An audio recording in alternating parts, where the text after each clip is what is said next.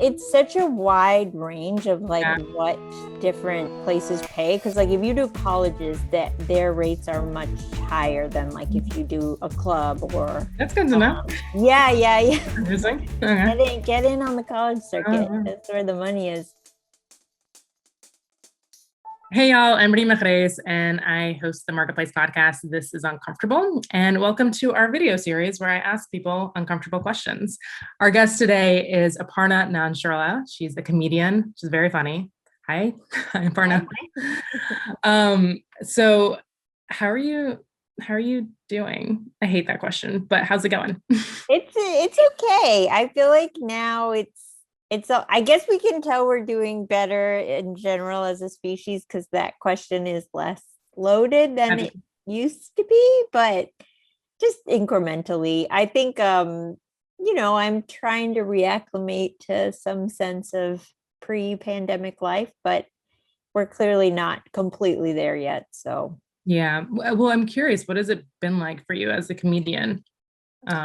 well, I feel a little lucky in that I was working on a book going into the pandemic. So it almost Nice. felt unfair that it was like one thing that did not get that affected by Mhm. everything that happened because it's like I could work on it from home. Right. Um, So you weren't planning to do any shows or anything like that? no, I mean I did some Zoom shows here and there, but yeah, I was already sort of taking a little bit of a break from performing, so it kind of timed out okay for me. Nice. What is it Yeah. like to do Zoom shows? It's a little strange. I mean, I think finally someone taught me how to turn off your own video, but for a while it just felt like performing into a void of your own face, which was Yeah. Like, strange. what did you feel awkward sometimes delivering the jokes? And Yeah, it almost felt like an experimental thought experiment of like what happens to comedians if they have to deliver the material to themselves. did it make you realize about like that you like some jokes more than others, or did it make you tweak them in ways that you maybe wouldn't I have? mean, I get pretty anxious with audiences anyway, so there was like a comfort in not having to look at everyone's faces when performing, but That's you true. definitely get more hyper aware of like how you sound, what your face does, all these things that you probably don't need to focus on. That makes sense. Yeah. Okay. And so we were talking earlier, and you said that you're in Vancouver, Hmm. and you're quarantining for I'm 2 weeks in a quarantining, yes, hotel. for 2 weeks. So are you ordering food and they're delivering it to you, or just Yeah, I mean the production that I'm here with, they gave you like they let you order one round of groceries like oh, to okay. start so that your fridge has something and then you can like Instacart more stuff. But I I'm sort of balancing making my own food with ordering just as like a treat since when Mhm. you're by yourself you have to like think Yeah. of things to look forward Yeah, to. you have to find like small moments of joy. Yeah, yeah.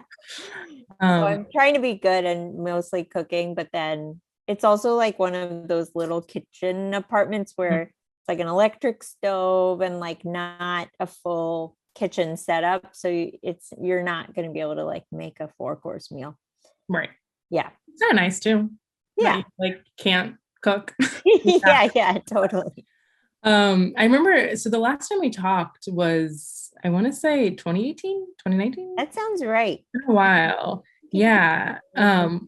And we ended up talking about, I mean, we talked about a lot of things, but for the Mhm. episode, we talked about your personal brand Yeah. and how so much of it is linked to your anxiety and your mental health. Yeah. And that's like, yeah. And that's actually when it ended up being one of my favorite episodes. It was called I think, Trapped in Your Personal Brand. Oh, Anyone who wants thank to check that you. out. But yeah, so thank you for joining me again. Yes. And I'm going to ask you some uncomfortable questions. And Okay. hopefully, it won't be too bad. But I'm very curious. So, my first question for you Yes. is: has money ever hurt or ruined a relationship for you? Has money ever hurt or ruined a relationship? I feel like I've been in a lot of relationships where we're both either creative people or like we're in an industry where your income stream can be a little erratic. So I do feel Mhm. like I've sometimes been in a position where I'm paying more than the other person, or Mhm. like they're paying more for me. Like there was a relationship where my career wasn't going as well as the other person who is also a comedian. So for a Mm. while they were sort of footing the bill for a lot of stuff. So I do think it can lead to some uncomfortable power dynamics of Yeah, like for sure. who is leading. But then at the same time, like now I'm in a position where like my partner is in an industry where the salaries are not as inflated as mine. So it's like sometimes I might pay a little bit more for things. And luckily he's an evolved person and he's like okay with that. But I think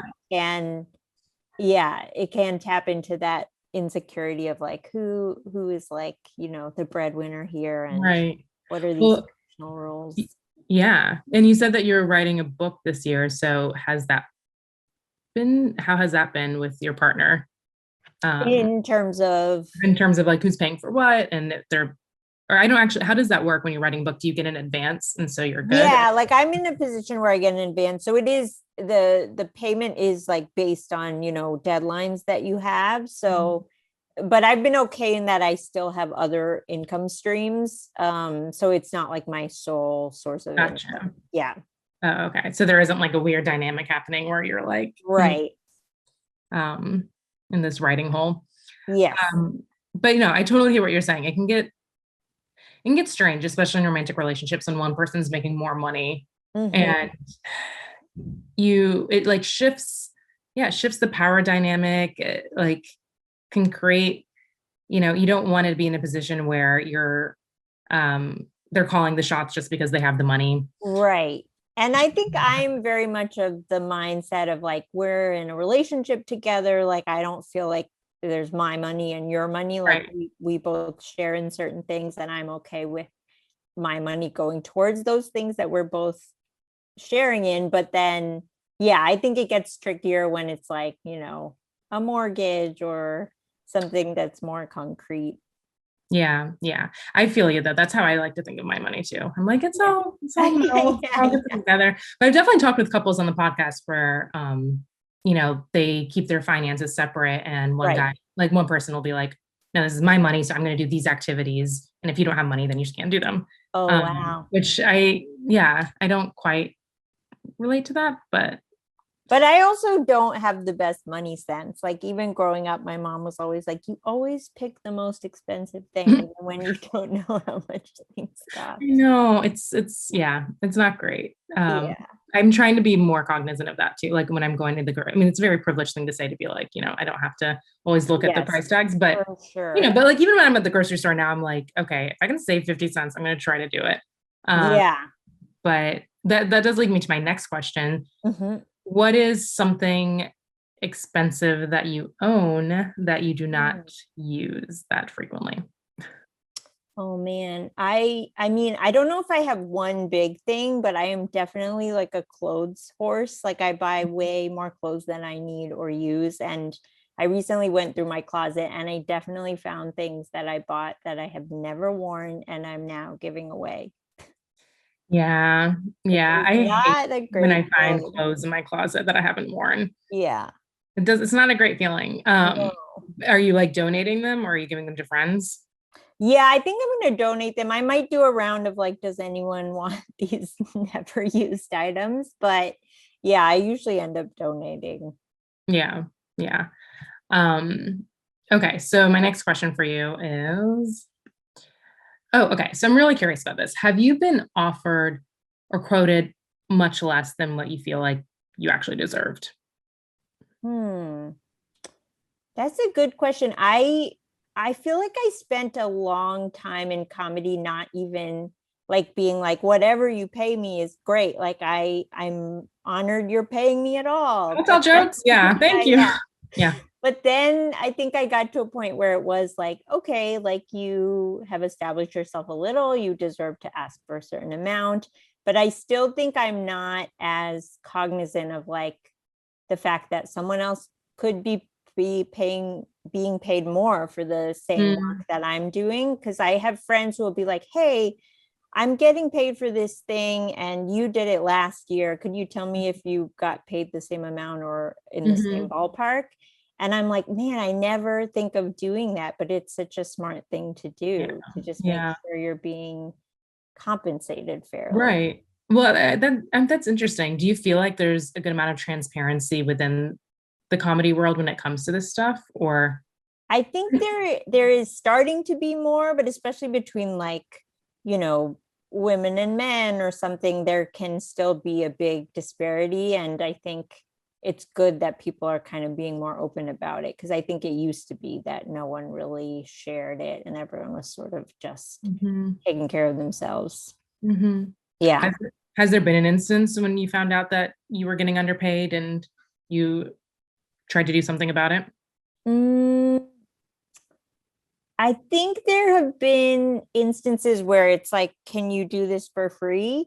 And then if it's like a pro bono thing, it's one thing, but then it's like, sometimes it seems like they can at least offer a stipend. And then now I'm finally getting used to being like, hey, what would you pay me for this? Or like not feeling weird about expecting some return on my services. Right. And not just being okay with exposure. Yeah.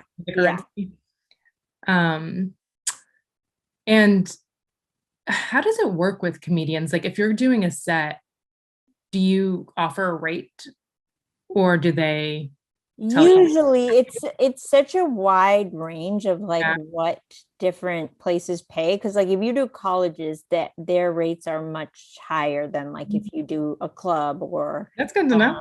Get in on the college circuit. That's where the money is. But I think you do start to get a sense of like, okay, for this type of event, this is the sort of range I can expect.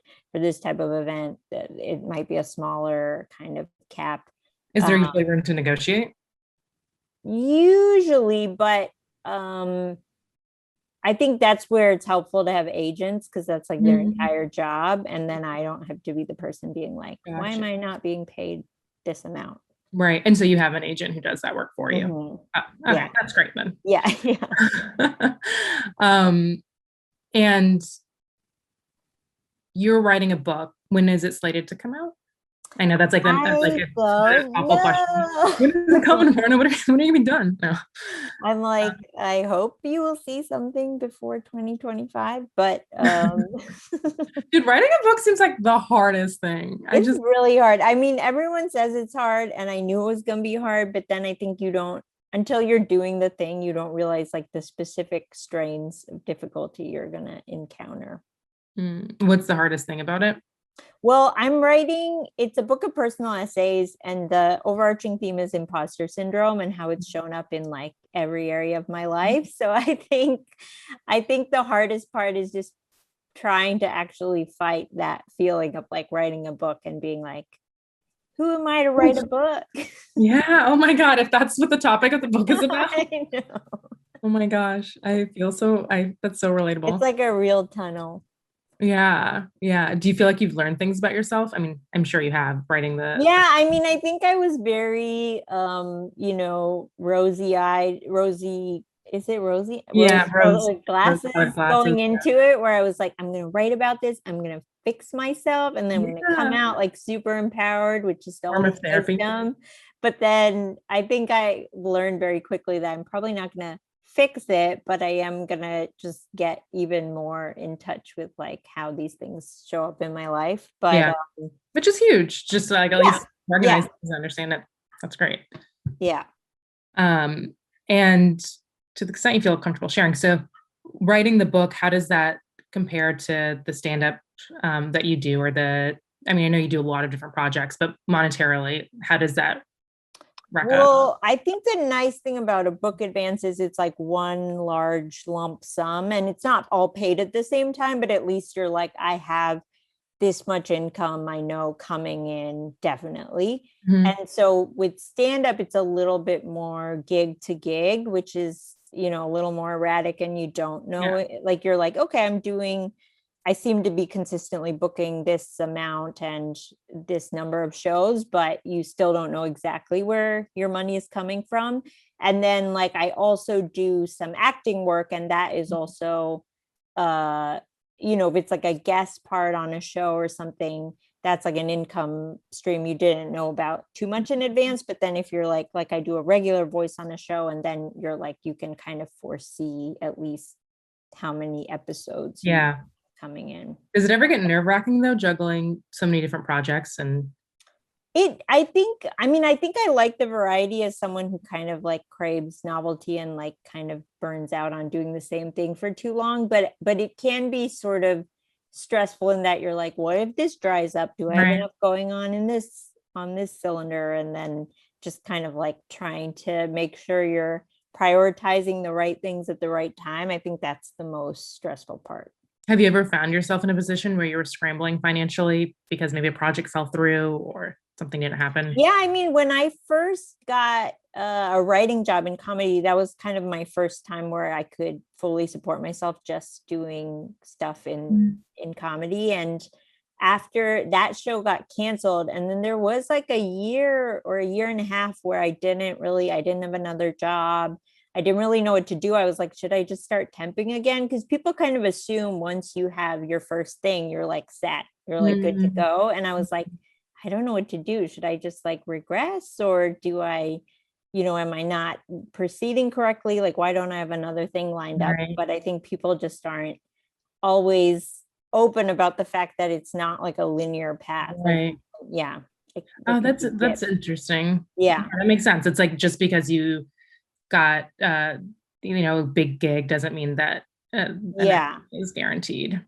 And like eventually it led to another thing, but there was definitely a gap of time where I was like trying to figure, like I was on unemployment and I was trying to figure out what to do next.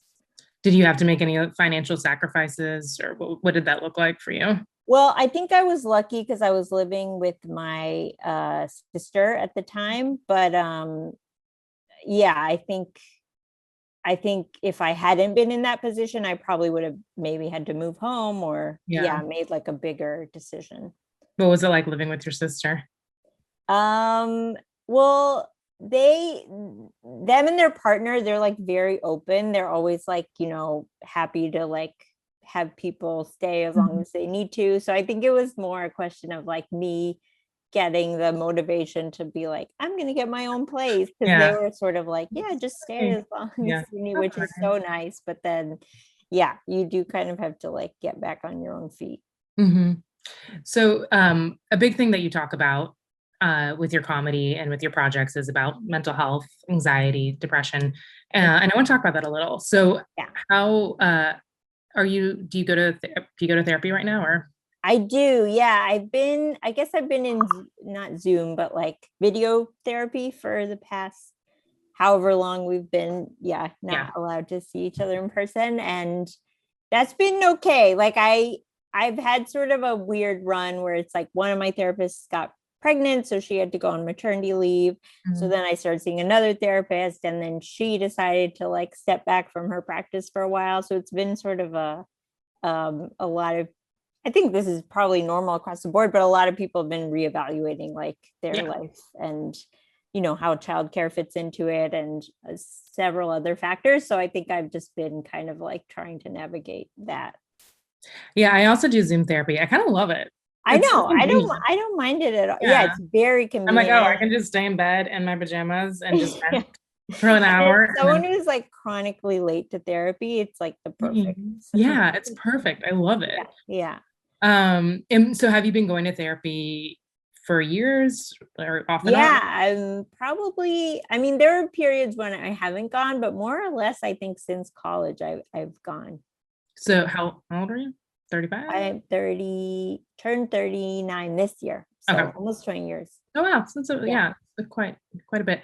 Something a misconception that I had about therapy is that you can just do it in 6 months or a year. I'm now realizing, I'm like, oh, this is can be a lifelong thing, or things don't get fixed that easily. Right. The last therapist I was with was like, I like to make concrete goals. And then like when you meet those goals, like maybe we don't necessarily need to see each other anymore. And I was like so shocked. I was like, you have an end point for this relationship? How No, dare this you? is forever. Yeah, I'm never gonna be done. Yeah. And so, I mean, if you had to think about it cumulatively, how much do you think you've spent on therapy? Oh my gosh, so much money. Because not only am I bad about like making sure that it's like budgetarily responsible, but I'm like so bad about submitting my claims to health insurance, which is such a privileged thing to say, but like I'm like, I can't do the paperwork. Like I just get so stressed. No, that's real. Yeah. So I think, yeah, probably like thousands. Like, Thousands. yeah. Yeah. I I know. hundreds of thousands. Yeah, probably. I don't know. A lot of I mean, money. over several decades is probably more than I think it is. How do you make sense of that amount when you think about it? I think I am just like I don't have the option not to go. I kind of think of it as like a part of being on medication, which I also am, but um yeah, but then I realized there are a lot of people who can't go for whatever reason, like resource wise or Yeah. monetarily, and I'm like, and they're figuring it out. So I don't, yeah, I think I go back and forth where I'm like, is this a luxury or do you actually really need this?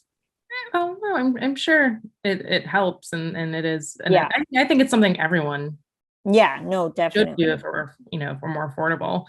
Um, it's like it's just so unfortunate how expensive it is Yeah. if you don't have Yeah. therapy. I mean, it can be up to $200, if not more, just for one session, which is insane. Yeah, I mean, the rates are also just so wildly different. Like I went to a therapist where I was like not sure if we were even the right fit, and she charged like $350 a session, Wow. which is Wait, for a so. session? I just don't understand that. Like, are they just dropping like wisdom for 45 Well, minutes? that's the thing. I was like, I don't think this is working out like for the amount that you're charging. But then I saw someone who charged like less than half of that, and we were like such a better fit. So it never seems like it even lines up what you're paying versus what you're getting. Yeah, yeah. I actually haven't been paying for the last year because of, I think, Oh, which I'm not like trying to question too much. I think my employer, oh, they're that's waiving it, I think, great. because of COVID.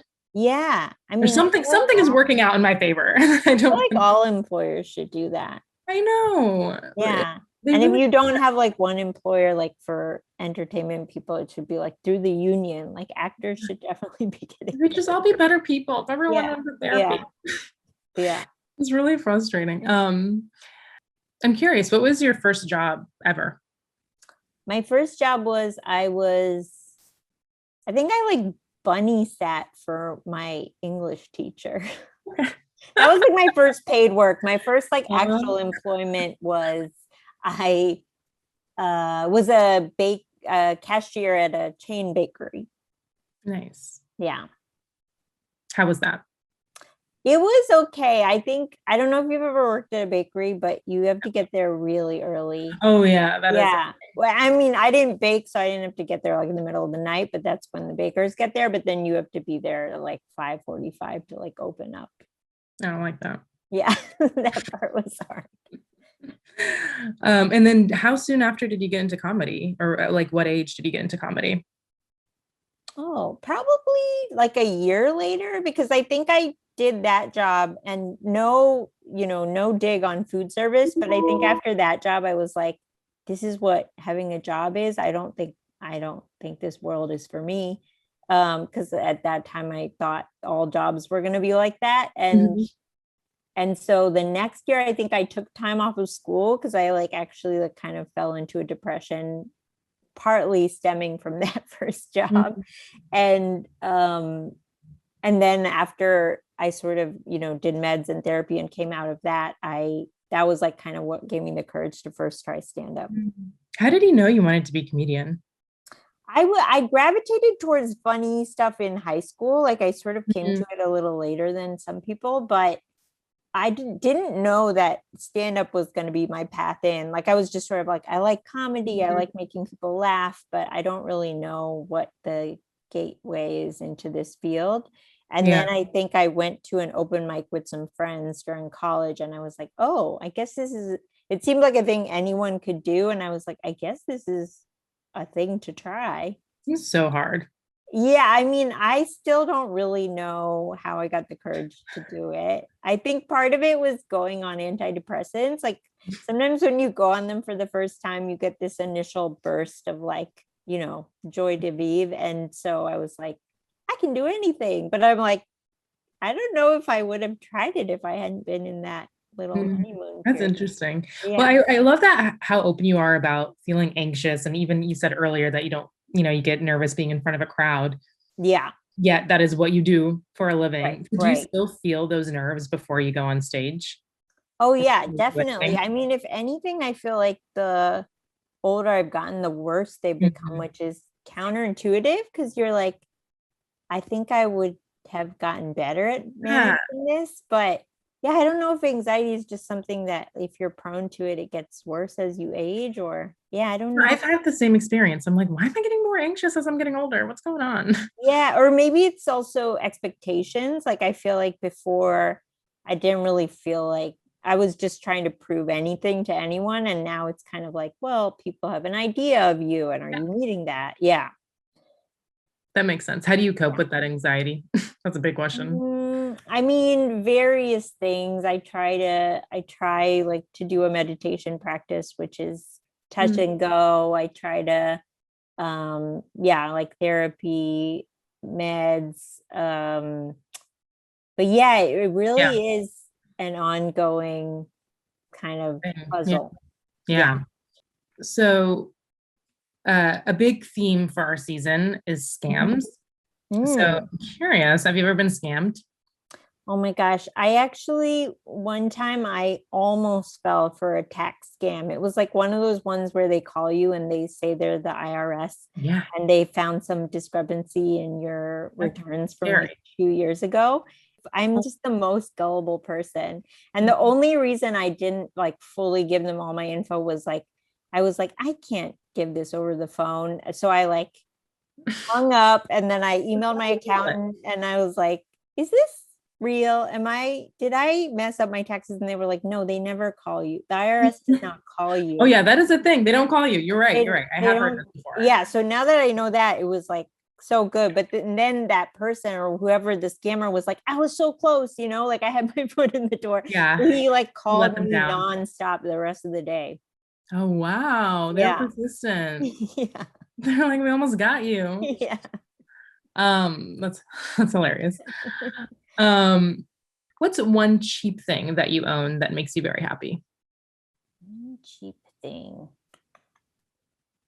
I do hold on to like a lot of things, like even that are like, I feel like I've gotten a lot of free things that I'm just like, I can use it. Like, this is going to come in handy. Even if I've never used it, I'm just like, I'm not going to throw away, a free, I don't even know. They're always like very strange, specific things, like it's like a USB drive holder or something. Or like a Frisbee. Yeah.